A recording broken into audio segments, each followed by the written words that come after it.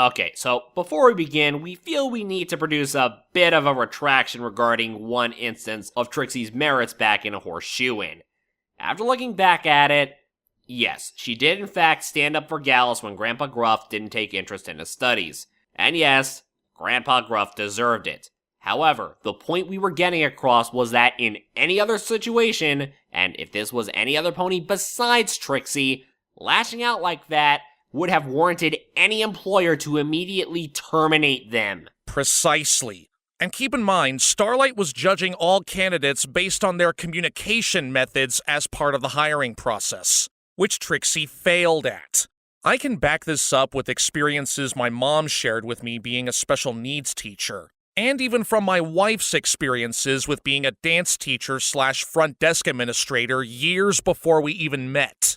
No matter who you're talking to, no matter how wrong they may be, and regardless of any intentions, you absolutely cannot raise your voice to guardians during parent-teacher conferences, or you risk devolving it into an all-out shouting match. Even Trixie herself admitted that she's not the best listener. And for a job like this, be it either a vice head mayor or student counselor, that's bar none unacceptable. And even if we put any supposed biases to the side, these actions were still inexcusable and shouldn't warrant Trixie getting hired anywhere. Now, could we have made that point clearer in our last episode? Sure, we'll admit to that. But honestly, this complaint we consider tame compared to what we just watched this week.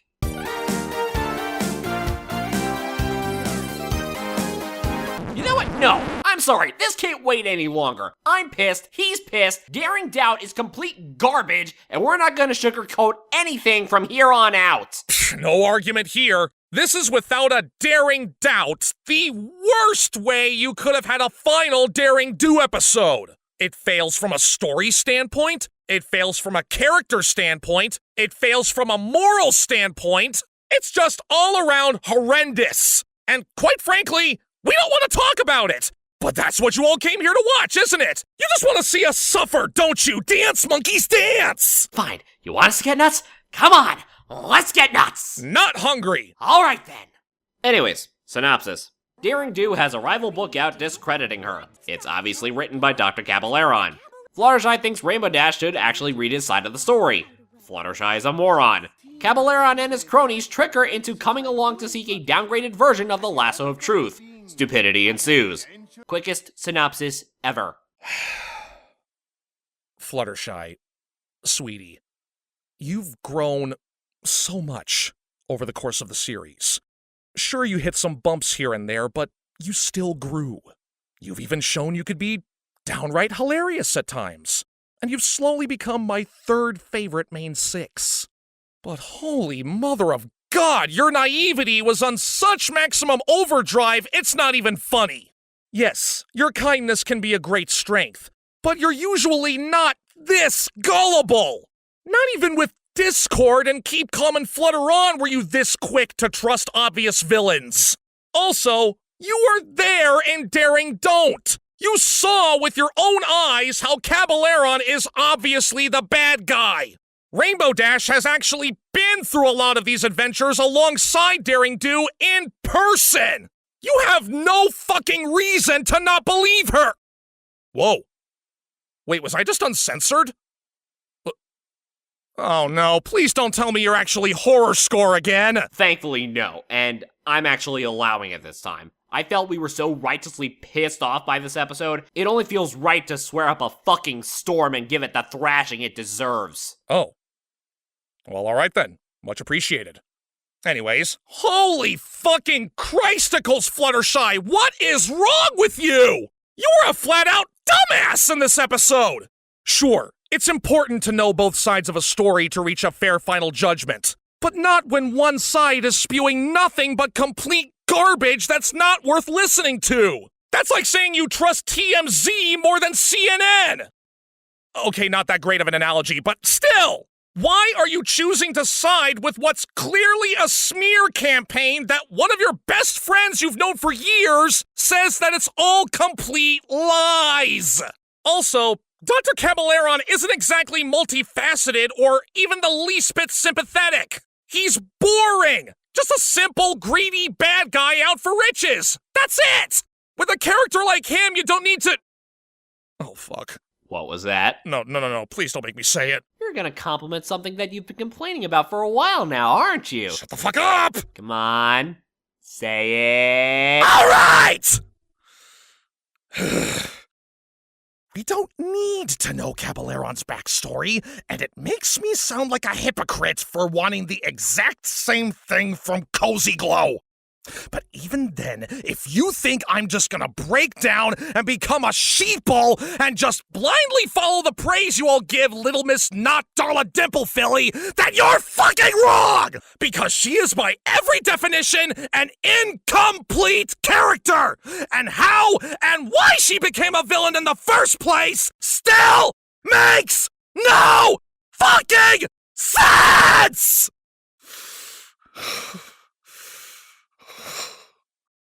Will you excuse me for a minute? He'll be back. Now, to piggyback off of what my overacting buddy was saying, the ideas themselves are actually not terrible.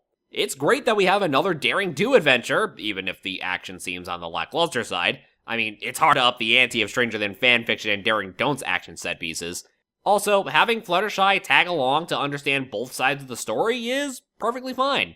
Heck, there was a reason she was chosen 3 times by the Cutie Map to tackle friendship problems with conflicting reports.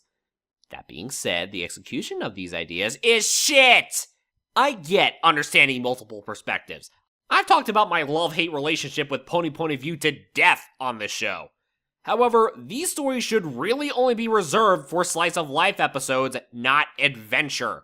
Or, if you want to understand the villain's perspective to how they operate, make it the focus. Hell, it got Heart of Ice from Batman the Animated Series a Daytime Emmy for outstanding writing in an animated program.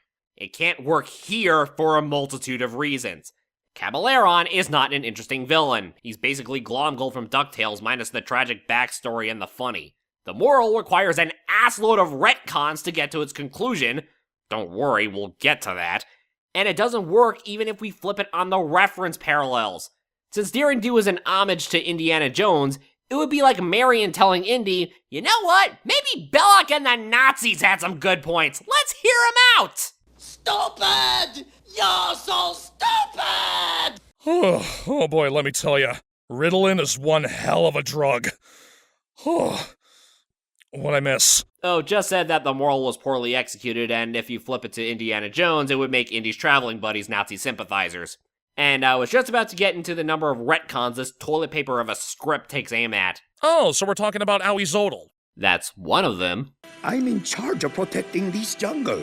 If another artifact goes missing on my watch, I'm going to be in so much trouble with the other guardian creatures. Really now?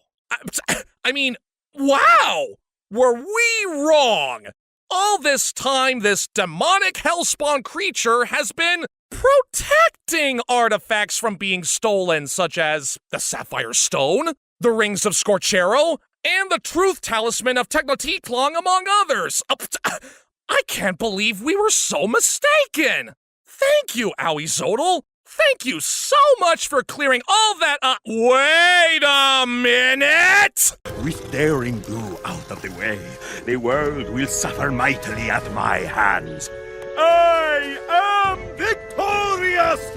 Now, I must leave to commence the ring-placing ceremony to unleash 800 years of unrelenting sweltering heat!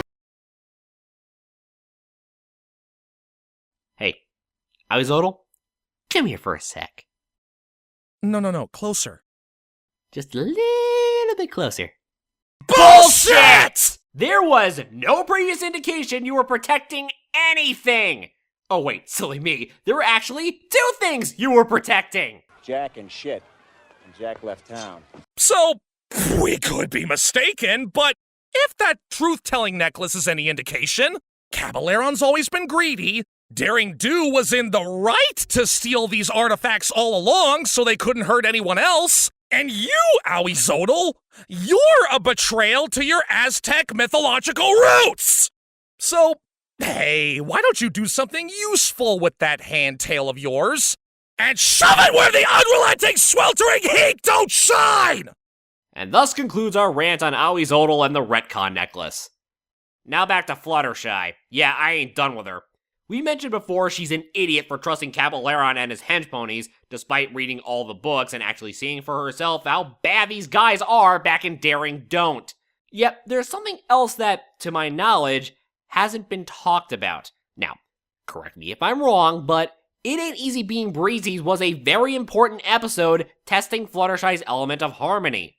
In fact, all the episodes for the key arc had very important themes in regards to challenging one's element of harmony. Having someone take advantage of your generosity to the point of getting caught in the same trap with your friends. Having split loyalties, even when the choice isn't properly put on you. Letting your pride get in the way of making people happy. Whether believing in a lie is considerably better than telling the painful truth. If going at it alone without help from your friends is truly beneficial for their safety's sake. And whether being too kind is actually a hindrance.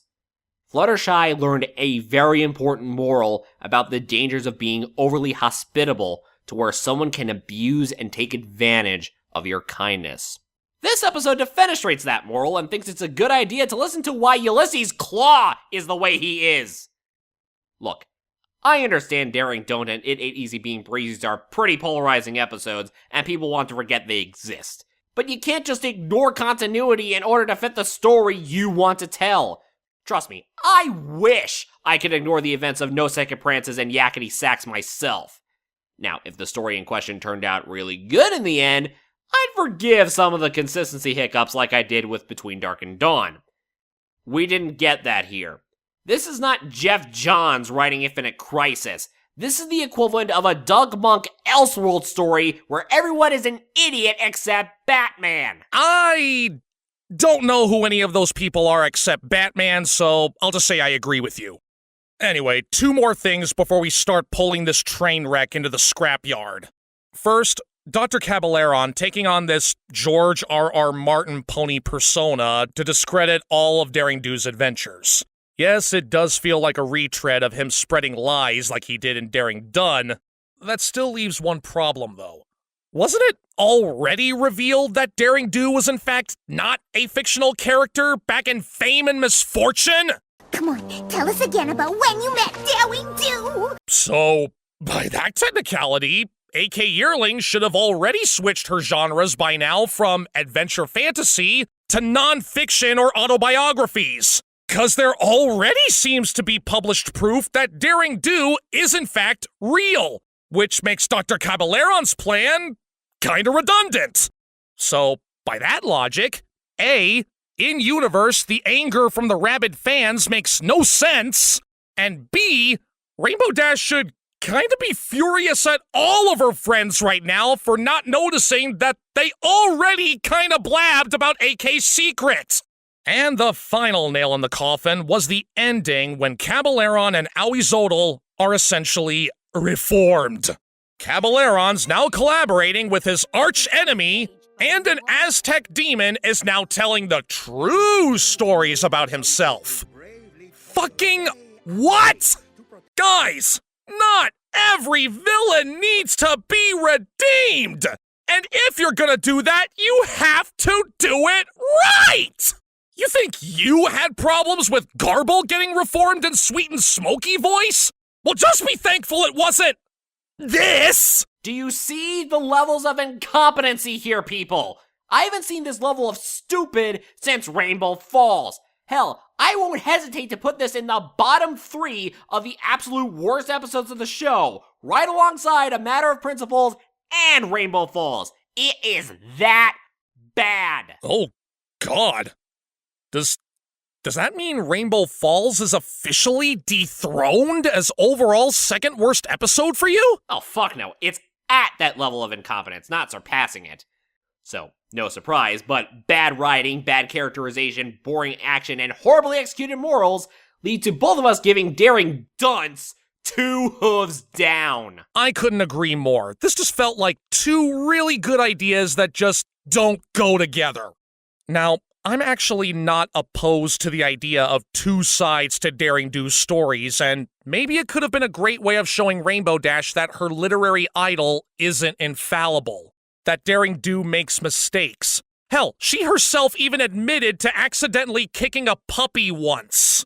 It could have been a nice story of not putting your heroes on pedestals and that they're just normal ponies like you and me.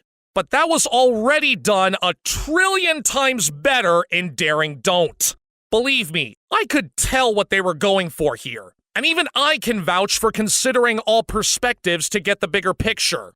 But just the overall abundance of contradictions and contrivances in the story's execution not only bombed, it bombed goddamn hard. Like the writing of the Crystal Skull levels of bombed. Please tell me we'll get something more pleasant next week. Final CMC episode where they learn about the hardships of growing up literally? You know what? Fuck it. At this point, I'll take anything other than this. Next week, we have Growing Up is Hard to Do. Thanks for stopping by oh, you already know what you're watching. And I don't know about you, but I need a spa day now. You know what? That actually sounds heavenly right now. Mind if I join you? Be my fucking guest.